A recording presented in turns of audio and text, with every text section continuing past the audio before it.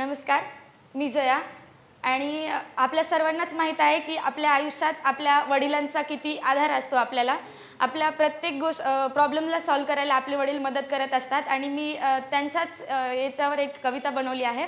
माझ्या कवितेचं शीर्षक आहे वादळ आणि बाप. हो, येतात ना वादळं, वादळांची काय कमी. हो, येतात ना वादळं, वादळांची काय कमी. मी तर नाही घाबरले आजवर, कारण माझ्या सर्व वादळांची माझ्या बापाने घेतली हमी. माझ्या सर्व वादळांची माझ्या बापाने घेतली हमी. जसं ज्योत तशीच तेवत राहावी म्हणून कंदील ज्योतीला जपतो. जसं ज्योत तशीच तेवत राहावी म्हणून कंदील ज्योतीला जपतो. अगदी तसंच आम्हा मुलांच्या चेहऱ्यावर हसू राहावं म्हणून माझा बाप रात दिवस झटतो. माझा बाप रात दिवस झटतो. एकदा असंच बोलता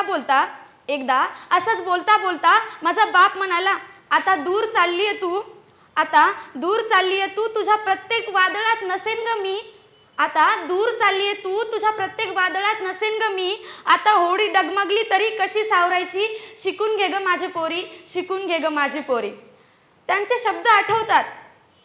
शब्द आठवतात, वेळ कुणाची वाट पाहत नाही, सरून जाईल काळ. वेळ कुणाची वाट पाहत नाही, सरून जाईल काळ. प्रत्येकाला तोंड देण्यापेक्षा तू तुझं काम करत राहा बाळ. तू तुझं काम करत राहा बाळ. लहानपणी लाडाने मला छकुली म्हणायचे. मोठी झाली तरी छकुलीच म्हणतात. आत्ता जाणवतंय बाप आहे ना तो, त्याला मुलं लेकरं मोठी झालेली कशी कळतात. आत्ता जाणवतोय त्याला कुठं लेकरं मोठी झालेली कळतात.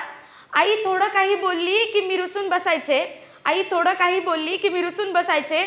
शेवटी पुणके देत देत बापाच्याच कुशीत निजायचे. आता त्यांच्यापासून लांब आहे ना, आठवण जरी आली तरी स्वतःलाच समजावते. गहीवरून आलेल्या मनाला स्वतःच सांत्वन देते. बाप नावाच्या देवाला कसं मी उत्तरू. बसल्या बसल्या जरी आठवण आली तरी आपसुकच येतं डोळ्यातून रडू. थँक्यू.